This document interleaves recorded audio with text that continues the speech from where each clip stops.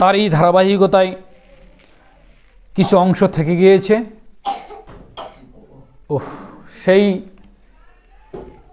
বিষয়ে আলোচনা করার চেষ্টা করব ইনশাআল্লাহ। আল্লাহ সুবহানাহু ওয়া তাআলা যেন সেই তৌফিক দান করেন। সকলেই একটু দোয়া করেন, আল্লাহুম্মা আমিন। আল্লাহ রাব্বুল আলামিন বলছেন, ওয়াইজা হুইয়াতুম বিতাহিয়াতিন ফাহাইয়ু বিআহসানি মিনহা আও রুদ্দুহা ইন্নাল্লাহা কানা আলা কুল্লি শাইইন হাসিবা। আল্লাহ রাব্বুল আলামিন বলছেন, আর যখন তোমরা সালাম বা অভিবাদন প্রাপ্ত হও তবে তোমরাও তা হতে শ্রেষ্ঠতর উত্তম সম্ভাষণ অথবা ওটাই তোমরা প্রত্যাবর্তন করো। নিশ্চয়ই আল্লাহ সর্ববিষয়ে হিসাব গ্রহণকারী। যখন কেউ বলবে আসসালামু আলাইকুম ওয়া রাহমাতুল্লাহ, এর প্রতি উত্তরে তুমি ওটাই দাও ওয়া আলাইকুম আসসালাম, অথবা বলো ওয়া আলাইকুম আসসালাম ওয়া রাহমাতুল্লাহি ওয়া বারাকাতুহু। এর উত্তম মানে এক ধাপ বাড়িয়ে বললে বা ওটাই, যাই হোক, এ কথা আল্লাহ সুবহানাহু ওয়া তাআলা বলে দিলেন, এটাই তোমাদের জন্য কল্যাণ হবে। নিশ্চয় আল্লাহ সর্ববিষয়ে হিসাব গ্রহণকারী। আলহামদুলিল্লাহ, সূরা নিসা 4 নম্বর সূরার 86 নম্বর আয়াতে আল্লাহ রাব্বুল আলামিন এই কথাটা বললেন। তাহলে সালাম প্রদান করতে হবে, কোরআনুল কারীমে আমরা পেলাম। কথা বুঝতে পারছেন? আবু হুরায়রা রাদিয়াল্লাহু তাআলা আনহু বলেন, রাসূল সাল্লাল্লাহু আলাইহি ওয়াসাল্লাম বলেছেন, ক্বালা ইজা লাকি আহাদুকুম আখাহু ফালিউসাল্লিম আলাইহি ফাইন হালাত বাইনাহুমা শাজারাতুন আও জিদারুন আও হাজারুন সুম্মা লাকিয়াতুন ফাল ইউসাল্লিম আলাইহি। আল্লাহর নবী সাল্লাল্লাহু আলাইহি ওয়াসাল্লাম বলছেন, যখন তোমাদের কারো কোনো মুসলিম ভাইয়ের সঙ্গে সাক্ষাৎ হয়, দেখা হয়, তখন তোমরা একে অপরের প্রতি সালাম প্রদান করো। বলো আসসালামু আলাইকুম ওয়া রাহমাতুল্লাহ। কি ব্যাপার?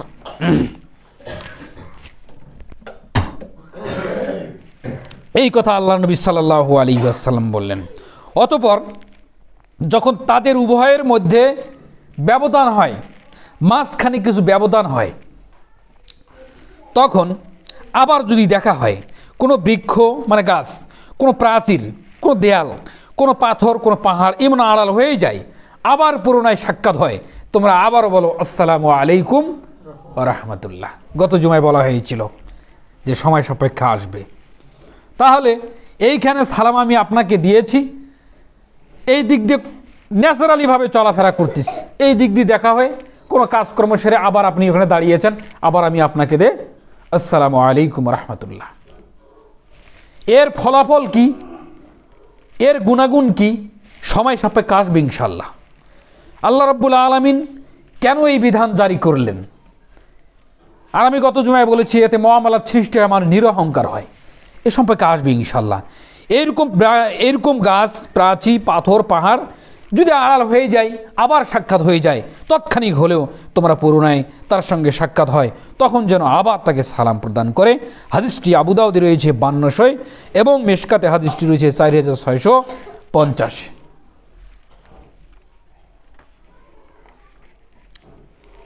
কাতাদা রাদিয়াল্লাহু তাআলা আনহু বলেন, জামির আনাস রাদিয়াল্লাহু তাআলা আনহুকে জিজ্ঞাসা করলাম, কি আকানাতিল মুসাফাহাতুন ফি আসহাবি রাসূল সাল্লাল্লাহু আলাইহি ওয়াসাল্লাম? ক্বালা নাআম। জিজ্ঞাসা করলাম, আল্লাহ রাসূল সাল্লাল্লাহু আলাইহি সাল্লাম এর সাহাবীগণ মধ্যে মুসাফা প্রচলন ছিল কি? তিনি বললেন, হ্যাঁ ছিল। তাহলে একে হাত অপরের হাতের সঙ্গে মিলিয়ে নাম হচ্ছে মুসাফা। কথা বুঝতে পারছেন? তাহলে মুসাফা হয় কিভাবে? আমি ডান হাত এগিয়ে দেব, আপনার ডান হাত এগিয়ে দিয়ে বলবেন, আমি বলবো আসসালামু আলাইকুম, ওয়ালাইকুম আসসালাম, এই যে মুসাফা, বাস এটাই। এখন আমরা অধিক ভালোবাসা দেখিয়ে দুই হাত একত্রিত করছি, আবার হাত ছেড়ে দেওয়ার পর বুকে টেনে নিচ্ছি, আবার অনেকে চুমু খাচ্ছি। এগুলো সবই হচ্ছে বাড়াবাড়ি, এগুলো শরীয়তের অন্তর্ভুক্ত নয়। এটা কি বিদাত বলতে হবে, এটাই হচ্ছে বিদাতের অন্তর্ভুক্ত। এই কারণে কল্যাণের জায়গায় অকল্যাণ হয়ে কিয়ামতের দিন ক্ষতিগ্রস্তের অন্তর্ভুক্ত হবে। কথা বুঝতে পারছেন? স্পষ্ট কথা। তাহলে কি করতে হবে? মুসাফা করতে হলে ডান হাত দিয়ে ডান হাতের তালু বরাবর আসসালামু আলাইকুম ওয়া রাহমাতুল্লাহ বলে দুই হাত মুসাফা করতে হবে। হাদিসটি সহিহ বুখারীর ৬২৬৩ এবং মেশকাতে হাদিসটি রয়েছে ৪৬৭৭। আনাস রাদিয়াল্লাহু তাআলা আনহু বলেন, রাসূল সাল্লাল্লাহু আলাইহি ওয়াসাল্লাম, হে আল্লাহর রাসূল, আমাদের কেউ যখন তার কোনো ভাইয়ের সঙ্গে কিংবা বন্ধুর সঙ্গে সাক্ষাৎ করে তখন কি তার জন্য মাথা নত করব? না, মাথা নত করা যাবে না। এ কথা আল্লাহ নবী বলেছেন, না, যাবে না।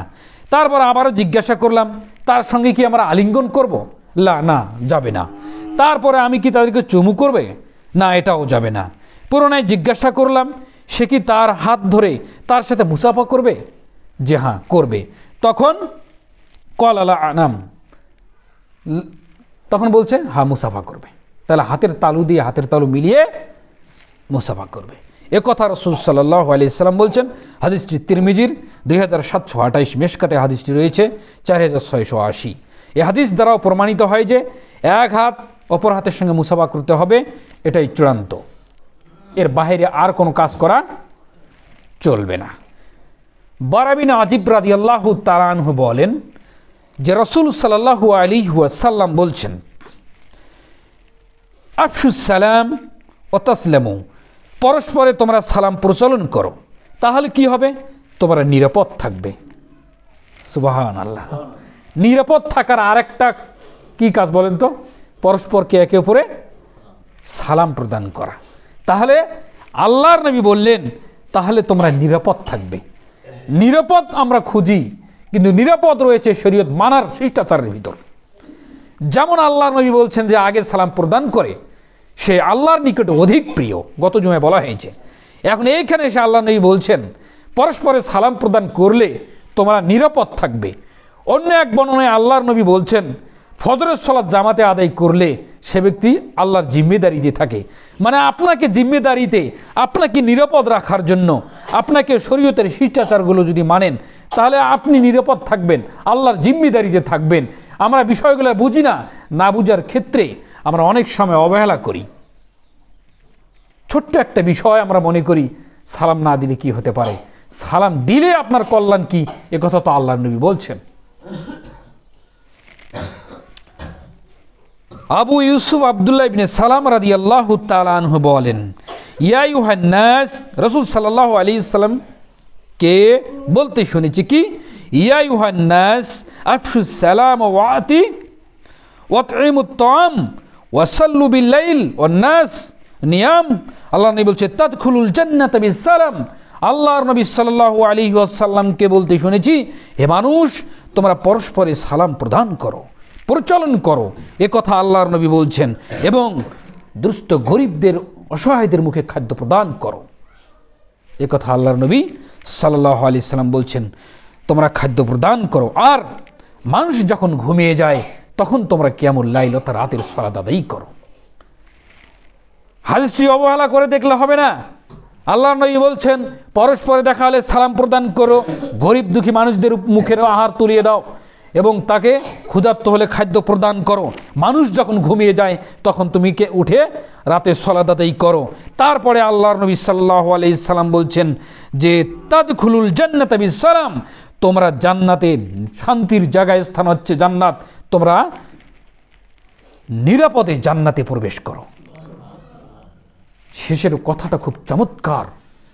আল্লাহর নবী বলছেন যে তাদখুলুনাল জান্নাতা বিস সালাম, তোমরা নিরাপদ অবস্থায় আল্লাহর জান্নাতে প্রবেশ করো। আল্লাহর নিরাপদ অবস্থায় জান্নাতে প্রবেশ করতে হলে কি করতে হবে বলেন? পরস্পরকে সালাম দিতে হবে এবং গরিব দুঃখী মানুষকে খাদ্য প্রদান করতে হবে এবং রাতে উঠে সালাত আদায় করতে হবে। তাহলে তুমি নিরাপদে জান্নাতে ঢুকতে পারবে। জান্নাতের জন্যই তো এত পরিশ্রম করছেন। এই কনকনে শীতে আজ 3 দিন 4 দিন যাবত সূর্য ওঠে না, আজকে জুমার দিন কত সুন্দর সূর্য উঠেছে, উজ্জ্বল দিন, রোদ সুন্দর, তবুও মানুষ ইবাদতের জন্য আসতেছে না। কি হয় আল্লাহই জানে, জানি না। এই যে আমাদের মেহমানকেও পিছিয়ে গেছে, যাক আল্লাহ রহম করুক, আল্লাহ তাকে কবুল করে নিক, সকলে আল্লাহুম্মা আমিন। দোয়া করবেন পরস্পরের জন্য। যাই হোক, তাহলে আল্লাহ নবী এই কথা বললেন, যদি নিরাপদে জান্নাতে প্রবেশ করতে চাও সালামের পরিচালন করো, গরিব দুঃখী মানুষের মুখে খাদ্য প্রদান করো, রাতে উঠে সালাত আদায় করো, এ কথা আল্লাহর নবী বলছেন। আর তোমরা নিরাপদে আল্লাহর জান্নাতে প্রবেশ করো, এ কথা বলছেন আল্লাহর নবী। ইবনে মাজার হাদিস 3251, তারগিবে হাদিসটি রয়েছে 2697। আলহামদুলিল্লাহ। আব্দুল্লাহ বিন আমর রাদিয়াল্লাহু তাআলা আনহু বলেন, আল্লাহর নবী সাল্লাল্লাহু আলাইহি ওয়াসাল্লাম বলছেন, আবুদুর রহমান ওয়াফশুস সালাম ওয়াতিমুত তাআম তাদখুলুল জান্নাহ। এখানেও কিন্তু বিষয়টি খুব চমৎকারভাবে আল্লাহর নবী সাল্লাল্লাহু আলাইহি ওয়াসাল্লাম তুলে ধরেছেন। আবুদুর রহমান ওয়াফশুস সালাম ওয়াতিমুত তাআম তাদখুলুল জান্নাহ। আল্লাহর নবী বলছেন, তোমরা রহমানের ইবাদত করো, তাহলে আল্লাহ সুবহানাহু ওয়া তাআলার ইবাদত করো, এবং পরস্পরে সালামের প্রদান করো, পরিচালন করো, এবং খাদ্য প্রদান করো, তাহলে তোমরা আল্লাহর জান্নাতে প্রবেশ করবে। কঠিন বিষয় নয়, বিষয় খুব সহজ, কিন্তু কৃপণ হলে তো হবে না। আল্লাহর নবী সাল্লাল্লাহু আলাইহি ওয়াসাল্লাম কি বলছেন, আমরা আসতেছি সামনে ইনশাআল্লাহ।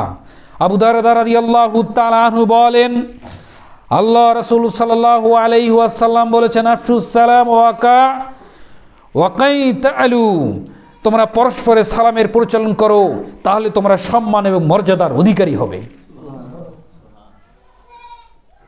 কোনো কথা এখন পর্যন্ত নিজের বলিনি, যা বলছি আল্লাহর নবী বলছেন তাই বলছি। তারপরে আল্লাহর নবী বলছেন, আবু বকর রাদিয়াল্লাহু তাআলা আনহু বলেন, রাসূল সাল্লাল্লাহু আলাইহি ওয়াসাল্লাম বলছেন, ইন্না আউওয়ালান নাস বিল্লাহি মান বাআদাহুম বিসসালাম। আল্লাহর নিকট মানুষের মধ্যে সেই ব্যক্তি সবচেয়ে প্রিয় যে ব্যক্তি আগেই সালাম প্রদান করে। তারপরে আল্লাহর নবী সাল্লাল্লাহু আলাইহি ওয়াসাল্লাম বলছেন, আবু হুরায়রা রাদিয়াল্লাহু তাআলা আনহু বলেন, আল্লাহর নবী সাল্লাল্লাহু আলাইহি ওয়াসাল্লাম বলছেন, ওয়া বাখিলুন নাস ওয়া বাখিলু বিসসালাম, মানুষের মধ্যে সবচেয়ে অপারগ ব্যক্তি সে যে দোয়া প্রার্থনা করতে অপারগতা প্রকাশ করে, আর মানুষের মধ্যে সবচেয়ে বখিল কৃপণ ব্যক্তি সে যে সালাম প্রদান করতে কৃপণতা করে। তাহলে যে সালাম প্রদান করে না সে কৃপণ, অর্থ করি ব্যয় করে না তাতেই কৃপণ নয়। মানুষকে যারা সালাম প্রদান করে না তারা কৃপণ, একথা আল্লাহর নবী সাল্লাল্লাহু আলাইহি সাল্লাম বলছেন। তাবারানীতে হাদিসটি এসেছে 334 এবং তারগিবে এসেছে 2714-তে। এই কথা আল্লাহর নবী বলছে, আযাজুন নাস মান আযা ফিদ দুআই ওয়া বাখিলুন নাস ওয়া বাখিলু বিসসালাম। এই কথা আল্লাহর নবী বলছেন, মানুষের মধ্যে সবচেয়ে অপারক ব্যক্তি সেই যে দোয়া প্রার্থনা করতে অপারগতা প্রকাশ করে, আর মানুষের মধ্যে সবচেয়ে কৃপণ ব্যক্তি সেই যে সালাম প্রদানে কৃপণতা করে। কৃপণ হচ্ছে যে সালাম প্রদান করে না, একথা আল্লাহর নবী সাল্লাল্লাহু আলাইহি সাল্লাম বলছেন। আব্দুল্লাহ ইবনে মুগাফফাল রাদিয়াল্লাহু তাআলা আনহু বলেন, আল্লাহ রাসূল সাল্লাল্লাহু আলাইহি ওয়াসাল্লাম বলছেন, আসরাকুন নাস আল্লাযী ইয়াসরিকু সালাতাহুম। ক্বাইলা ইয়া রাসূলুল্লাহ ওয়া কাইফা ইয়াসরিকু সালাতাহু? ক্বালা লা ইউতিম্মু রুকুআহা ওয়া সুজুদাহা ওয়া বাখিলুন নাস মান বাখিলা বিসসালাম। সবচেয়ে বড় চোর, আল্লাহর নবী বলছেন, সবচেয়ে বড় চোর হচ্ছে সালাত চুরি করে সে। আল্লাহর নবী বলছেন সবচেয়ে বড় চোর সালাত চোর। কেউ একজন বললেন, আল্লাহ রাসূল সাল্লাল্লাহু আলাইহি ওয়াসাল্লাম কিভাবে সালাত চুরি করে আল্লাহর নবী সাল্লাল্লাহু আলাইহি ওয়াসাল্লাম? তখন আল্লাহ রাসূল সাল্লাল্লাহু আলাইহি ওয়াসাল্লাম বলছেন, যে তার সালাতে রুকু সিজদা পূর্ণ করে না, শুধু চুরি করে, শর্টকাট মেরে দেয়, এ হচ্ছে পৃথিবীর সবচেয়ে বড় চোর, সবচেয়ে নিকৃষ্টতম চোর। গরু চোরও চোর, হাঁস মুরগি চোরও চোর, অনেক সম্পদ চুরি করে ও চোর, সুদখোর চোর, ঘুষখোর চোর, সবচেয়ে নিকৃষ্ট চোর যে সালাত চুরি করে। কিভাবে সালাত চুরি করে?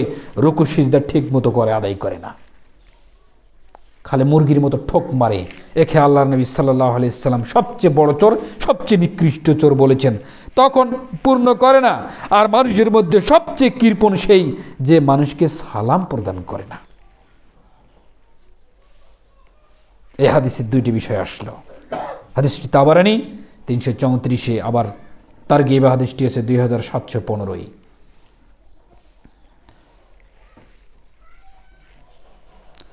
আন ইবনে উমর রাদিয়াল্লাহু তাআলা আনহু বলেন যে রাসূল সাল্লাল্লাহু আলাইহি ওয়াসাল্লাম বলছেন, আর নবী বলছেন যে জিজ্ঞাসা কথোপকথন যখন শুরু হবে তার পূর্বে সালাম প্রদান করবে। অতএব যে ব্যক্তি সালামের পূর্বে জিজ্ঞাসা ও কথাবার্তা শুরু করবে তোমরা তার কথার উত্তর দিবে না। এখানে আমি চড়েছি, যদি সালাম না দিই আমার কথার 5 পয়সার মূল্য দেওয়া যাবে না। কথা বলার পূর্বে কি দিতে হবে? সালাম প্রদান করতে হবে। জাবির ইবনে আব্দুল্লাহ রাদিয়াল্লাহু তাআলা আনহু বলেন, আল্লাহর নবী সাল্লাল্লাহু আলাইহি ওয়াসাল্লাম বলেছেন, আসসালামু ক্বাবলাল কালাম। আল্লাহর নবী বলছেন কথা বলার পূর্বে তোমরা সালাম দিতে হবে, সালাম হতে হবে। হাদিসটি তিরমিজির 2699 এবং সিলসিলাতুস সহিহার 816, সনদ হাসান। আনাস রাদিয়াল্লাহু তাআলা আনহু বলেন, রাসূল সাল্লাল্লাহু আলাইহি ওয়াসাল্লাম বলছেন, ইজা তাআলাকুম তাসাফাহু ওয়া ইজা কাদিমু মিন সাফারিন তাআনাকু। হে সাহাবীগণ, নবী করিম সাল্লাল্লাহু আলাইহি সাল্লামের সাহাবীগণ পরস্পর সাক্ষাৎ হলে মুসাফা করতেন এবং সফর থেকে আসলে তারা কাঁধের মধ্যে কাঁধ মেলাতেন। আর আজকাল ঈদের ময়দানে যে হুড়োহুড়ি লাগে, কোলাকুলি শুরু হয়, আলিঙ্গন শুরু হয়, টোটালি চলবে না। শুধু ওই ব্যক্তি করবে যে দীর্ঘদিন অনেক দিন পর সফর থেকে এসেছে, অনেক দিন পর তার সঙ্গে সাক্ষাৎ হয়েছে। ওই ব্যক্তি ডান কাঁধের সঙ্গে ডান কাঁধ একবার, আমরা এই পিঠে একবার হোঁচকা মারছি, এই পিঠে একবার হোঁচকা মারছি, আবার এই পিঠে একবার হোঁচকা মারছি, 3 হোঁচকা দেওয়ার পর তারপরে ছেড়ে দিচ্ছি। শরীয়ত সম্মত নয়। শরীয়ত কি? হাতের মধ্যে হাত মুসাফা করবে। যদি মুসাফির সফর ব্যক্তি হয়, বহুদিন পর সাক্ষাৎ হয়েছে, তাহলে এই কাঁধে আর তার ডান কাঁধে একবার খেয়ে একটু লাগাবে, বাস। এটাই হচ্ছে শরীয়তের সিস্টেম।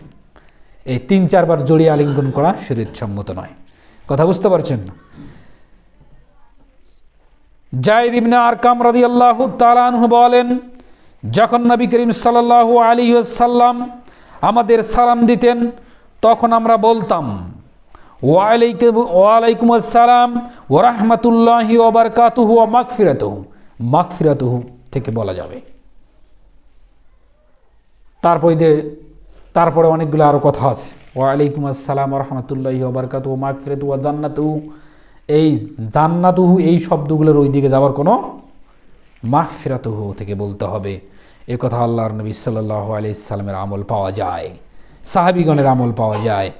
জাবির রাদিয়াল্লাহু তাআলা আনহু বলেন যে রাসূল সাল্লাল্লাহু আলাইহি সাল্লাম বলেছেন, লা তা'জানু লিমান লাম ইয়াফদা বিস সালাম।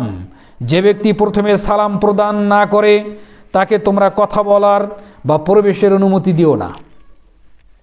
প্রথমে কথা বলতে হবে, তারপর সালাম, মানে প্রথমে সালাম দিতে হবে, তারপরে কথা বলার অনুমতি দিতে হবে।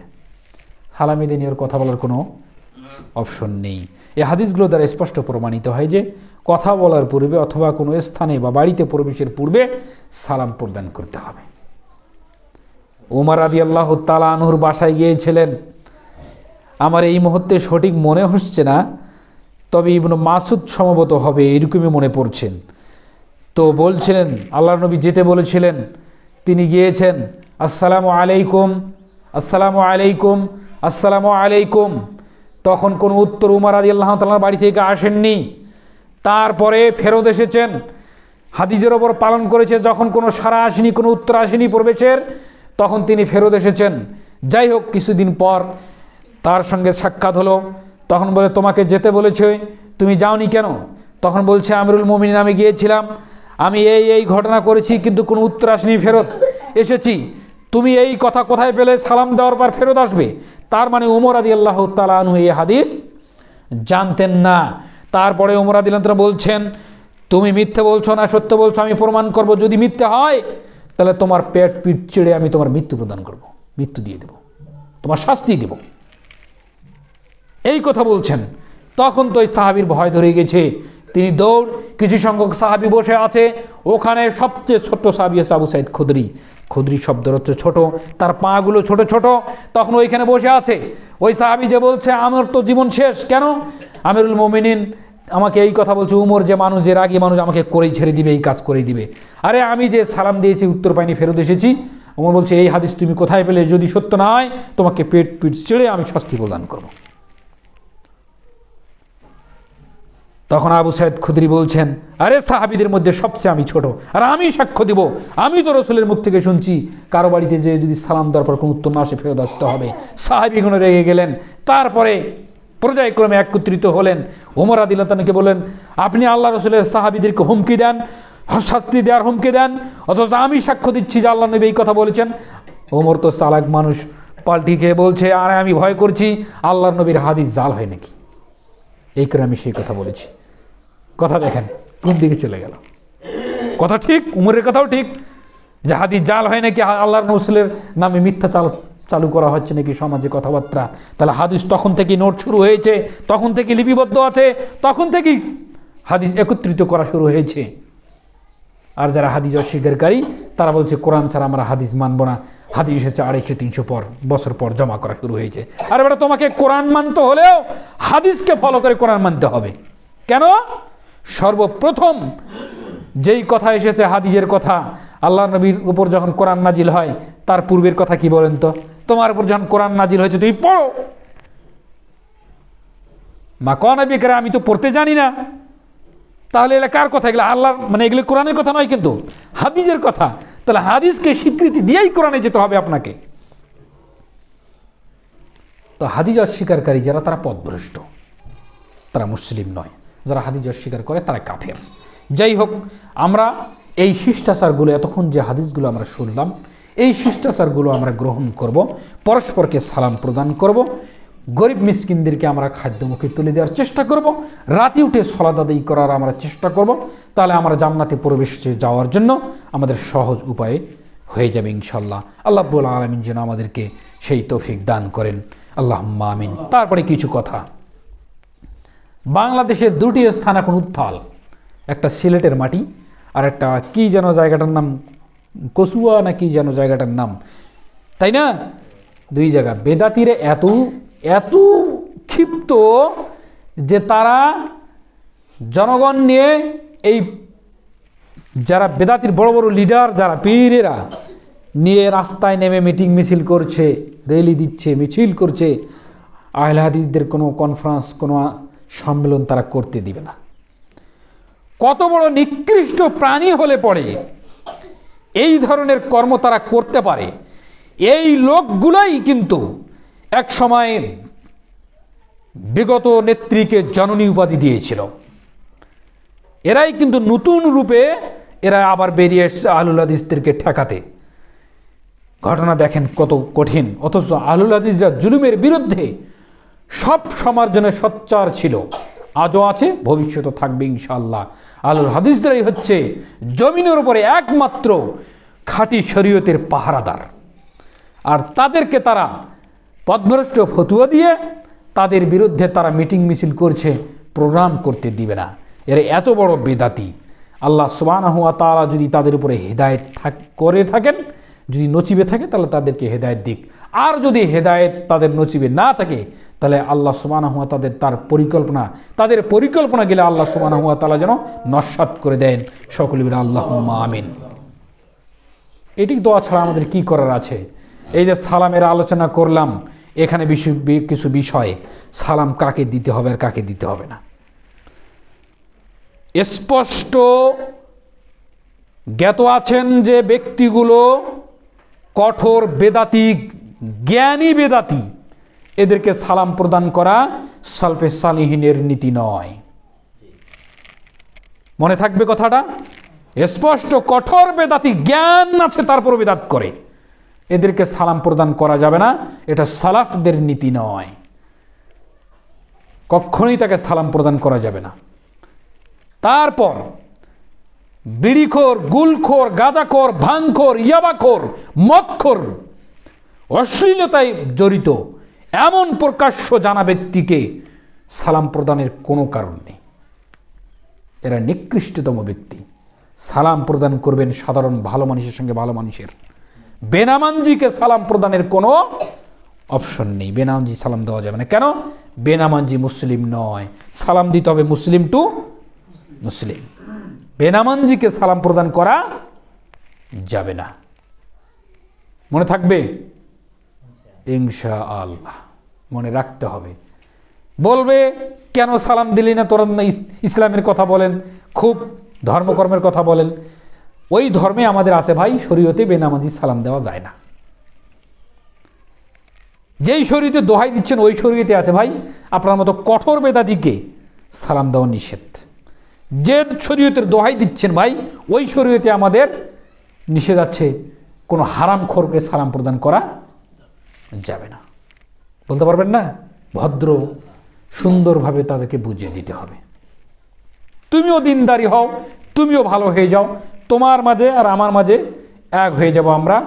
সালামের মাধ্যম দিয়ে সব সময়ের জন্য তোমার প্রতি আমি সালাম দেবো, আল্লাহর পক্ষ থেকে আমি তোমার জন্য শান্তি বর্ষণ হোক, এই দোয়া আমি সবসময় করব। আড়াল থেকে ঘুরে এসে বলবো আসসালামু আলাইকুম, আড়াল থেকে ঘুরে এসেই বলবো আসসালামু আলাইকুম। তাহলে আমরা নিরাপদ থাকবো সমাজের উপরে।